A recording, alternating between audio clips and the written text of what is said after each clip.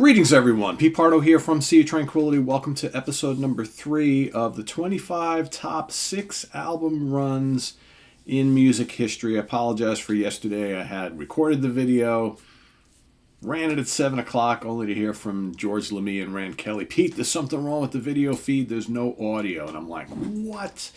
The file, the audio portion of the video file was corrupt, and there was no audio. And which really pissed me off because, of course, that's like, a half hour plus of wasted time. Not to mention the fact that the video came out great. I was so happy with them. Like, oh, this is a really great episode. So now here we are. Then by the time all this happened, I had a belly full of food and a couple of beers, and I'm like, and it was already late, and I'm like, I'm not recording this tonight. So here we are, Sunday morning.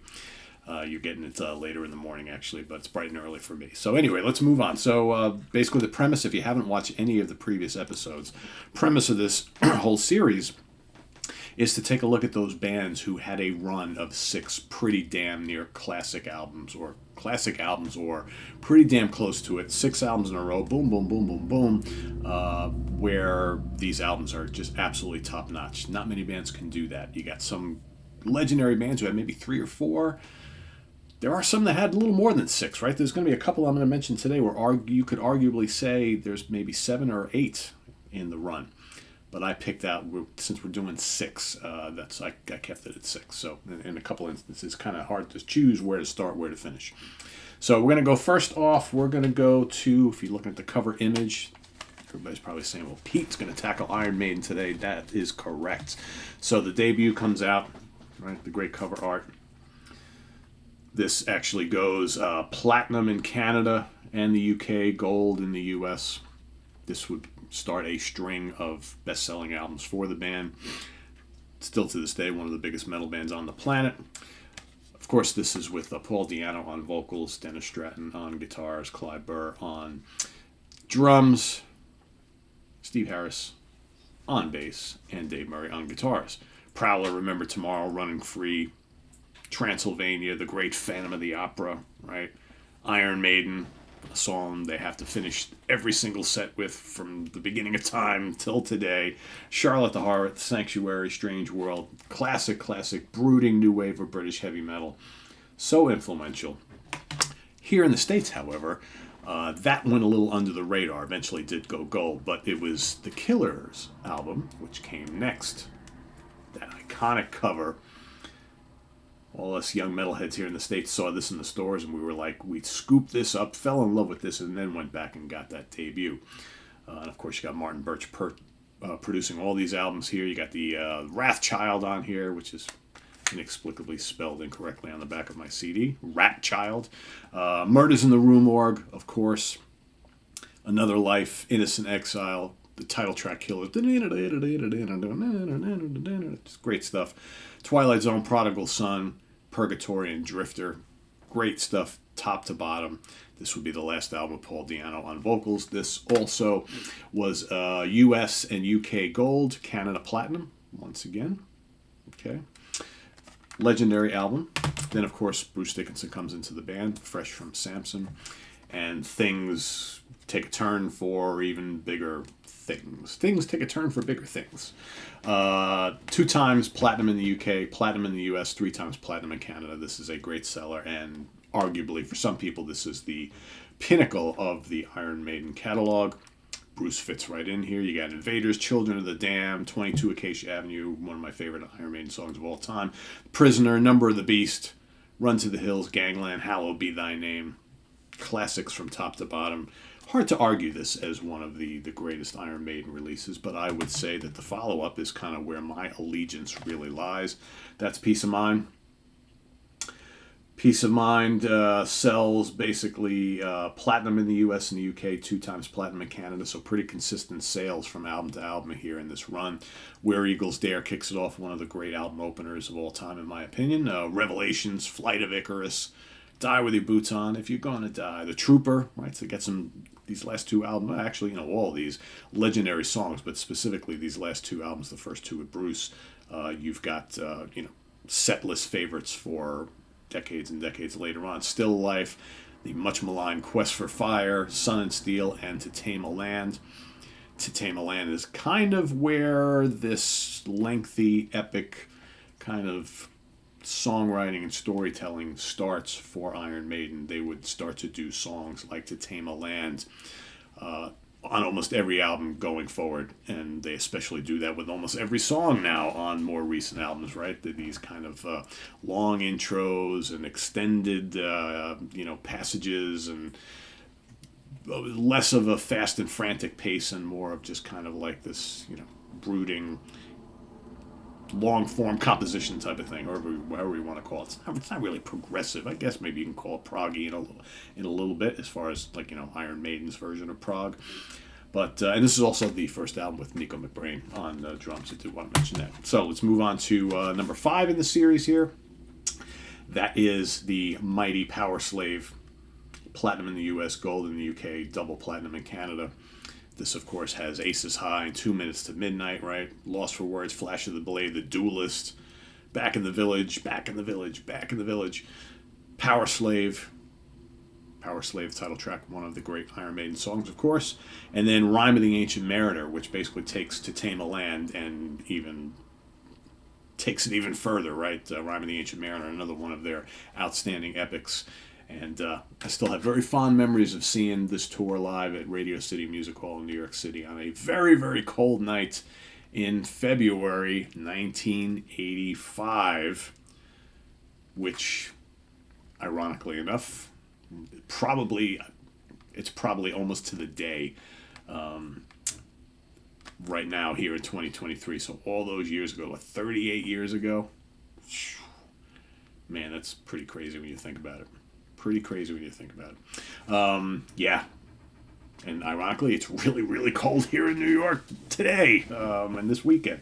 So that's like that brings back memories. This is one of the coldest nights ever that I was out and about going to see a concert. And it was cold in New York City. I remember my girlfriend at the time and my buddy and my girlfriend's roommate, because I was in college at the time. We were walking around New York City. We were absolutely freezing. I remember at one point we went into a liquor store and we bought like a bottle of like blackberry brandy, and here we are ducking in and out of alleys and stuff, just all sipping the brandy, just trying to do anything to keep ourselves warm because we had time to kill before the show, and it was crazy cold. Anyway, great memories there. And last but not least, to finish up the run of 6 albums, we've got Somewhere in Time, which goes excuse me, teeth, double platinum. Let me take a little sip of water here. Double platinum in Canada, double platinum here in the U.S., gold in the U.K. Again, more classic songs on here. Caught Somewhere in Time, basically is kind of the title track. Wasted Years, Sea of Madness, Heaven Can Wait, The Loneliness of the Long Distance Runner, Stranger in a Strange Land, might be my favorite song on here. Deja Vu and Alexander the Great, another epic track. This is a interesting time in the history of the band because obviously by this time a lot of metal bands are starting to use technology and synthesizers and things, so Maiden employed some use of the guitar synthesizer on this album. I remember how so many of us were revolting, like, oh no, Maiden's using synthesizers, they're going to go mellow, they're going to go soft. And then you listen to the album and at first you're like, all right, it sounds a little different, but then you're like, but it's still a Maiden album, it still rules, right? So but fear not, right? And so you could argue, like I mentioned before, some of these bands we're going to talk about today could have longer than a 6 album run, and Iron Maiden, probably you could do 7 here, because Seventh Son of a Seventh Son, while to me might not be quite up to the level of all these albums, is another classic album from them. So technically, Maiden, you got 7 albums, right, in this great run. So, all right, that's the first band today. Like I said, we do 5 in each of these episodes. So next up, we're going to stay in Great Britain, right? We're going to go to Yes. So it all starts with Yes on the Yes album. Also happens to be the first album with Steve Howe on guitar, replacing Peter Banks. This will also be the last album for a while with Mr. Tony Kaye on the keyboards. All right, here playing mostly Hammond organ, a little bit of piano, electric piano.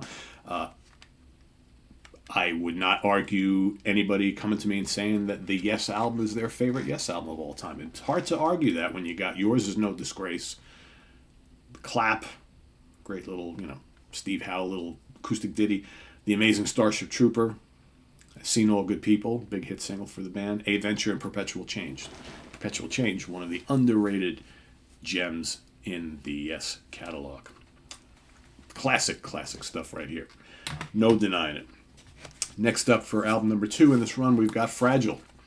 Out goes Tony Kaye. In comes Rick Wakeman. Splendid stuff. Rick Wakeman, of course, playing with David Bowie and the Strawbs. Right, so here you've got a weird mix of like little solo pieces and regular songs. You've got Roundabout, South Side of the Sky, We Have Heaven, Long Distance Run Around, The Fish, the great little bass thing for Steve Howe, Chris Squire, Mood for a Day, and of course the epic Heart of the Sunrise. Heart of the Sunrise, one of the great Yes compositions of all time. Interesting, look back like on the reissues and remasters of this, they usually always lump in their cover of Simon and Garfunkel's America, which is really well done. And you have to wonder how that would have fit originally on the regular release of the album when it first came out, because it kind of doesn't fit, but kind of sort of does, because it's really well done. And I know none of these albums are overly long, but regardless, with or without America, still a classic album from Yes. Then we're going to move on to Close to the Edge, which would be the last album with Bill Bruford on drums. Arguably the greatest progressive rock album of all time. Only has 3 songs, only needs 3 songs. You got the epic title track, just mind-blowing in every sense of the word. You got the gorgeous, beautiful And You and I. It's great Hammond organ and Moog synthesizer and Mellotron from Rick Wakeman all over this album. Great drumming, great bass playing, guitar playing of Steve Howe off the charts. And You and I is great because it encompasses like the symphonic side of Yes, the lovely little classical bits and more of the rock stuff. It's great. And then my personal favorite Yes song of all time, Siberian Khatru, finishes up the album. Just, I mean, I don't know what more we can say about Close to the Edge. It hasn't already been said. It's just amazing. But Bill Bruford somehow is kind of bored by all that's going on there. He wants to move on to more challenging things. And he joins King Crimson. That's a whole other story, right? So out goes Bill Bruford. In comes Alan White for the somewhat controversial double album, concept album, Tales from Topographic Oceans. Do want to mention also, as we're going through here, you got the debut of the Roger Dean artwork, and Roger Dean designed all the inside sleeve as well as the logo, and then arguably one of the great Roger Dean Yes covers of all time, Topographic Oceans. Now, most of you who follow this channel and gotten to know me and my likes and dislikes pretty well, you know I have a complicated history with this album, right? I appreciate its greatness. There's a lot of really great stuff on here, but it's, see, Tull agrees, but it's not one of my favorite Yes albums. I like it. I have to really be in the mood for it, but I realize that it is a classic Yes album, right? So I have to, sometimes when you're doing these kind of shows like this, you have to take your personal biases out of it a little bit, because, I know how much Yes fans love this album. There have been times in my life that I love this album. There are other times in my life that I don't like this album that much. There are times in my life where I'm like, I like it, but man, I really got to be in the mood to listen to it. It's long, it's a little overblown for me, but there's some spectacular stuff on here. This is a classic Yes album. Make no mistake about it. And this particular album, I haven't been doing the sales stuff. All right, so let's go back a little bit. So the Yes album, silver in the UK, platinum in the US. Fragile, platinum in the UK, platinum in the US. Close to the Edge, platinum in UK, US, and Canada. And Tales from Topographic Oceans, gold in the US and the UK. So, of course, this has just the big 4 epic tracks, right? So you got 1 per side of the original vinyl, The Reeling Silence of God, Dance of the Dawn, The Remembering, High the Memory, The Ancient, Giants Under the Sky, and Ritual, Nos Sommes des Soleils, right? Yeah, just, it's dense, it's far out. Classic album for sure. Not one of my personal favorites, but when I'm in the mood for it, it's good to have, right? All right, next we're going to go from there. So Rick Wakeman decides Topographic Ocean is not really for me. I'm getting tired of all this bombast and all this ridiculousness. I'm leaving the band. In comes Patrick Moraz, fresh from Refugee, for the Relayer album. Another classic Roger Dean artwork here. Relayer goes gold in the U.S., does not certify anywhere else. It's a shame because this is a fantastic record. Again, kind of going back to like Close to the Edge, only 3 tracks on here. It's all really needed. You got the big epic Gates of Delirium. You got the wonderful Fast and Furious kind of jazz fusion-y Sound Chaser, and then the gorgeous To Be Over. This album contains probably my favorite Steve Howe guitar playing on any Yes album. And I really think that Patrick Moraz fits in quite well here. You know, the band sounds like they're being really influenced by a lot of the fusion bands at the time. You know, Mahavishnu Orchestra, Weather Report, Return to Forever, all that sort of thing, Brand X and whatnot. There's kind of like a fusion feel throughout this album. It's pretty complex and complicated. But yeah, great album. Of course, after a couple tours, Moraz leaves, and they convince Mr. Wakeman to come back for Going for the One, which goes gold in the US and UK. Classic stuff on here, too. Title track is more like a rock and roll type song. You got the gorgeous Turn of the Century. You have the kick-ass Parallels, which that and another song are my favorites on this particular album. The Soaring Wondrous Stories, great melodic track, great vocal from John Anderson. And, of course, the masterful Awaken. Just a killer epic from the band. But you know, weirdly enough, you got a Hypnosis cover here instead of Roger Dean, which is kind of bizarre, right? But yeah, a really great album. And you could argue that Drama would be number 7 in this list, that they would go on to make 7 classic albums. Some of you might feel, actually, no, I'm sorry. Drama came, no, it's actually Tormato comes between the two. I totally spazzed out there. I would not really consider Tormato a classic album, so that kind of takes that out of the question. Tormato's decent, but it's not a classic Yes album. So yeah, so a great 6 album run right here for Yes. All right, let's move on to. Let's go back to the UK for a little. To the US for a bit here. We're gonna go with the Doors. So you know, the Doors bust out of the gate with this amazing debut. What do you call the Doors? Psychedelic rock, psychedelic pop, avant-garde rock, whatever. You know, the Doors were an enigma that did all sorts of weird and wacky and very cool stuff that people just could not ignore. You got the ultimate rock star of all time, Jim Morrison, right? The poet, the wild child. You know, John Densmore and Ray Manzarek and Robbie Krieger. I mean, great band. 4 times platinum in the U.S., 4 times platinum in Canada, 2 times platinum in the UK. What's amazing about these Doors albums is, like, you know, all 6 with Morrison are here. All 6 are classic. And it's amazing when you go listen to this catalog, these 6 albums, it's kind of like Creedence Clearwater Revival 2, which we'll be touching on in a later episode.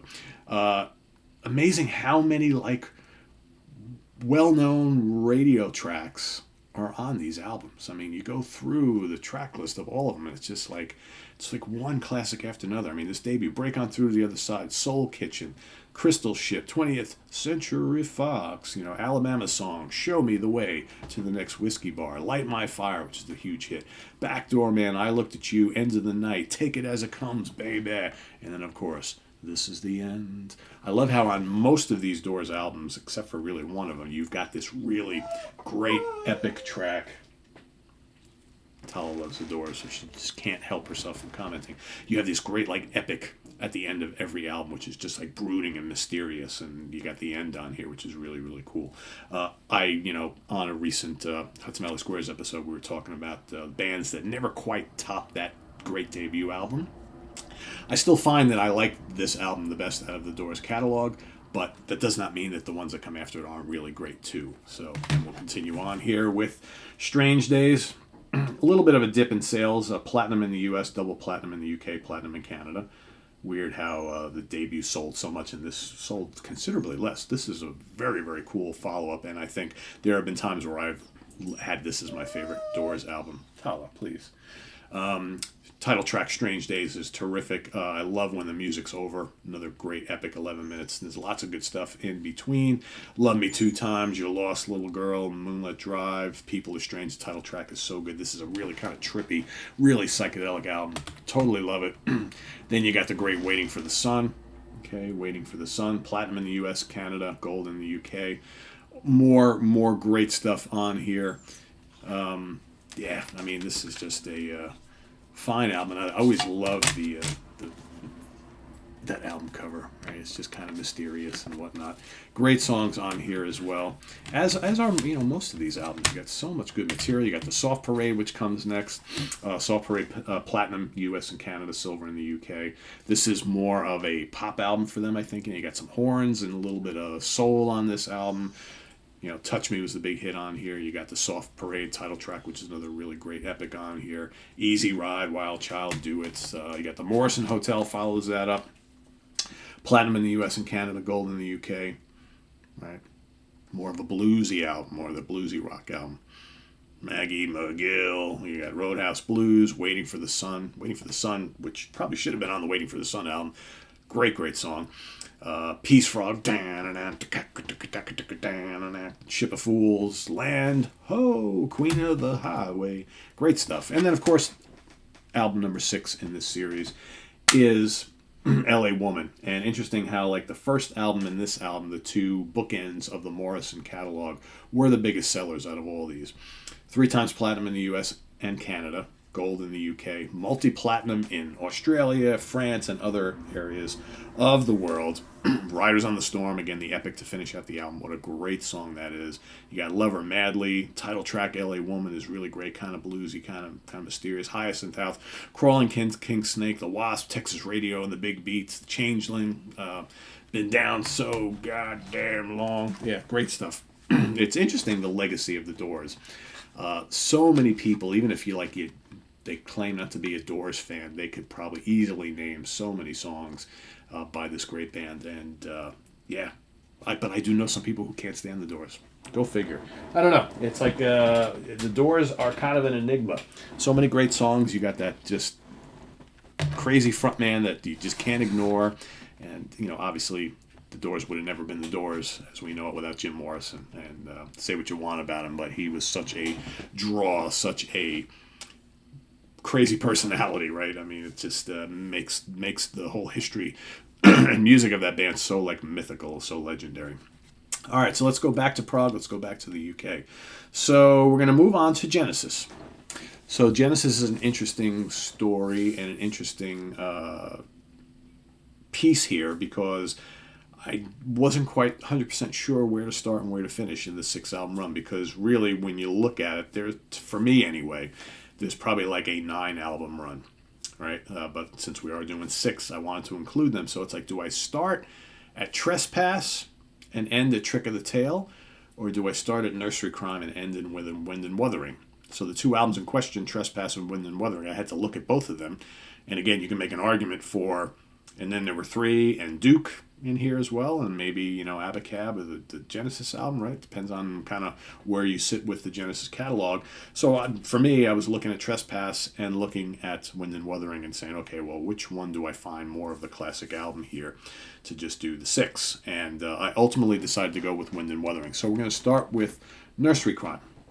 Okay, so this is the first album with both Phil Collins and Steve Hackett in the band on drums and guitar, joining Peter Gabriel on vocals, Michael Rutherford on bass and 12-string guitar, and Tony Banks on all sorts of keyboards and 12-string guitar. So this also is the only album in this series that did not certify here in the States. This went silver in the UK. Everything else going forward is gold in the US and the UK. Okay, so this classic album, Paul Whitehead, artwork. It's very British, very whimsical, a lot of fantasy lyrics. You got the amazing opener, The Musical Box, one of the great Genesis songs of all time. So ominous, so powerful. That keyboard intro, man, is just haunting and chilling. You got For Absent Friends. You have the big rockin' fantasy prog epic, The Return of the Giant Hogweed. 7 Stones, Killer, Harold the Barrel, so quirky, so British, so Genesis, Harlequin, and then of course the epic to finish off the album, The Fountain of Salmacis, which just amazing. That great Hammond organ on this album, tons of mellotron. You got Steve Hackett's jagged guitar work, just an amazing album. This would probably be my favorite Genesis album were it not for the follow-up, Foxtrot. I love Foxtrot. This is another one of my favorite prog albums of all time. It's my favorite Genesis album of all time. Again, you got the same lineup once again. You have and I kind of misspoke before. I was thinking about the Watch for the Skies with that haunting opener. The musical box on here does not have the... It's early in the morning, folks. Watch for the Skies is the Genesis classic with the haunting keyboard opener by Tony Banks. An amazing song. Not to take anything away from the musical box, so that's incredible as well. But that's got the interesting guitar intro. Timetable, so much fun. Great song. Get 'Em Out by Friday. Nice, good, hard rock and prog track from the band. Can Utility and the Coastliners. More quirkiness from the band. The Lovely Horizons. Mr. Hackett, so good. And then, of course, the big epic Supper's Ready. Who doesn't love Supper's Ready, right? One of the great long-form 20-minute prog epics of all time. So, yeah, I mean, there's just... for me, these two albums are kind of like a pair. They really go together quite well. But, this, for me, any album that's got Watch for the Skies, Get 'Em Out by Friday, and Supper's Ready on it, hard to beat that, right? So, here we go. Then on to album number 3 in this series, which is Selling England by the Pound. Here you have the band... Their sound is getting moving a little away from kind of like the fantasy-tinged theatrical stuff of the 2 albums before, and really the 3 albums before if you count Trespass. Here you got still that kind of whimsical, very British nature of the band. Still lots of mellotron and all these great keyboards and great guitar work, but there's a little lighter, more upbeat and brighter sound on these songs. You got Dancing with the Moonlit Night. Great track. I Know What I Like in Your Wardrobe. Very whimsical, very British, very poppy, right? You got the amazing Firth the Fifth. Great lengthy song. Has probably Steve Hackett's greatest guitar solo of all time. It's just absolutely legendary. You got a great keyboard solo from Tony Banks as well. You got the lovely More Fool Me. You got another big car-charging epic, The Battle of Epping Forest. You got After the Ordeal, the lovely Cinema Show. And then, of course, to finish it all up, Isle of Plenty. This is a favorite of a lot of people. This, to me, is top 3, top 4, easily Genesis album. From there, we move on to the last album with Peter Gabriel, the double album, concept album, The Lamb Lies Down on Broadway, which is really weird. Because if you look at the catalog here, and I've said this before on the channel, it's almost like this should have come after Foxtrot. If you kind of listen to like the denseness of it, the somewhat dark nature of it, whereas Selling England by the Pound and Trick of the Tail sound like they belong in sequence. So the Lamb is weird. It just doesn't really fit in between the other 2 albums. So this is, like I said, the last album with Peter Gabriel. A lot of great tracks on here, but kind of like Tales from Topographic Oceans. It's like I love this album. I don't really love Tales, but I do love this album, but I really have to be in the mood for it. And it's one of those things, as with Tales, you got to kind of listen to it start to finish. You can't just pull out, I'm in the mood to listen to Ritual, or it's like you got to hear the same thing. To me, I have to hear this album start to finish. Great stuff on here, though. The title track is great. Cocoon, Fly in a Windshield. The Cage is great. Colony of the Slippermen, so many. The Chamber of 32 Doors. Back in New York City. All sorts of great stuff. Great keyboards on here. Lots of mellotron, lots of Moog, lots of Hammond organ. Really great guitar from Hackett on here as well. It's brooding. It's just dense. Really great stuff. So, of course, Gabriel leaves. They do a search for a new singer. They're not really happy with anybody that they're auditioning.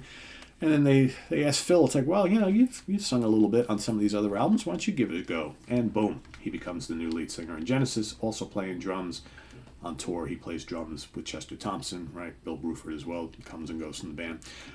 They don't miss a beat. This is a terrific album. But again, kind of like Selling England by the Pound, this is a little bit more light and airy and bright. You've got Dance on a Volcano, starts it off, killer track. Entangled, lovely stuff. Squonk, one of the great songs from the late 70s output. Mad Mad Moon, Robbery, Assault, and Battery. Again, very quirky, whimsical, very British. Ripples, their first real stab at a pop song. It's a good one. Great hook on it. Great Hackett guitar solo at the end. Trick of the Tail, very lighthearted, very British sounding. And then the great Los Endos. Dance on a Volcano and Los Endos would make a nice little bookend at the closing of a lot of the shows around this time. Great musicality on this album. Excellent Genesis album. As is the final one in this series, number 6. Going to go with Wind and Wuthering. Sadly, the last album with Steve Hackett on guitar, who they would choose not to replace Mike Rutherford would then pick up the mantle of the guitar work on the albums and the bass, right? Maybe not a great decision, right, going forward. I think he did a fine job, but would it have been nice to have another full-time guitar player who really had some excellent skills? Perhaps, right? That'll be debated forever and ever.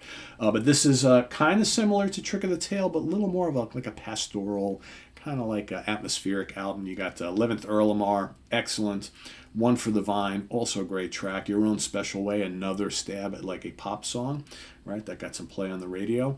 Watts Gorilla, All in a Mouse's Night, Blood on the Rooftops, great song there. Unquiet Slumbers for the Sleepers, In That Quiet Earth, and the lovely heart-tugging Afterglow. Absolutely love Afterglow. And it's even better on the second Zad album, in my opinion.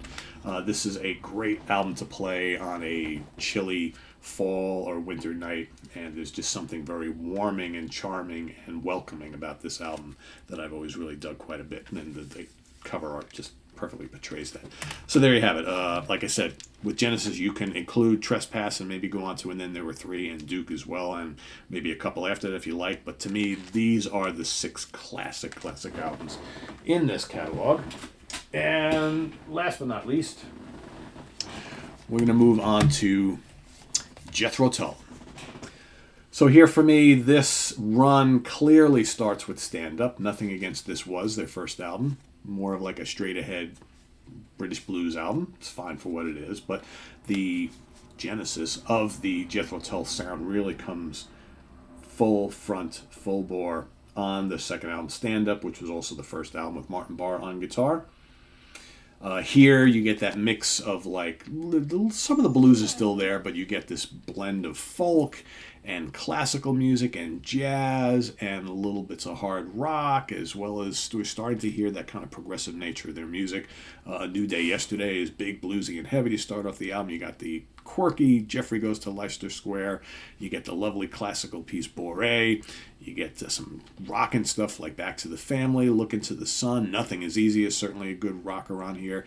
Then you get the kind of like folky, classical, bluesy, proggy Fat Man, right, with great acoustic guitars flying all over the place.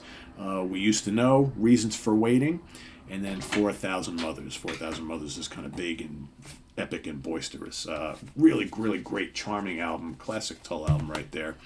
And then and that one goes gold in the U.S. Does not certify anywhere else. Interestingly enough, this band really was not certifying in their homeland early on, which is kind of strange. Much better sales here in the States. Benefit, third album from the band, second album in this series. Big, kind of hard rockin' album. This, for a long time, was actually my favorite Jethro Tull record, but in very recent times, it's starting to slip to like number 2 or 3. I mean, that happens sometimes with some of your favorite bands. You have like a favorite album for them for many years, and then you start to like lean towards something else, and that's how I've been with the Tull catalog of late. But this is a great album. With You There to Help Me is a killer opener. Love the flute on that. Nothing to Say, great rocker. Alive and Well and Living In. You got Sun, The Soaring Sun. For Michael Collins, Jeffrey Me, another charming song. Then you got the big heavy rocker, very proggy number, To Cry You a Song. You got A Time for Everything, Inside, Play in Time, Saucity You're a Woman, and depending on where you are, what UK versus the US, you had Teacher, you didn't have Teacher, right? Teacher's another great hard rock song on here. Saucity You're a Woman is just great. Play in Time is very quirky, whimsical, and complicated. Benefit is great. Good rockin' album. And then, of course, we got the big one. All right, so gold in the U.S., 3 times platinum. I'm sorry, gold in the U.K., 3 times platinum in the U.S. Aqualung, their big statement. Still to this day, their biggest selling album. I've got multiple copies of Aqualung. As you can see, this is one of the many reissues. This is the 40th anniversary special edition. I have the 50th. I have the original. It's just, interestingly enough, though, with Aqualung, as great as it is, and it's got so many memorable tracks, I don't think I have ever said that Aqualung is my favorite Tull album.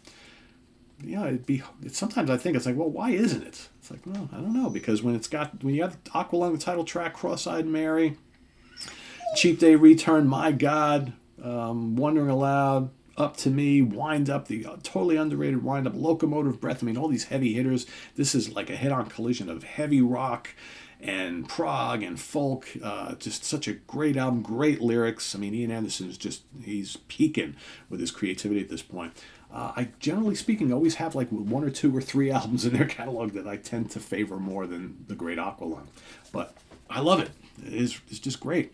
And then, of course, they follow that up with their greatest prog statement, Thick as a Brick. All right. #1 album here in the States. Went gold.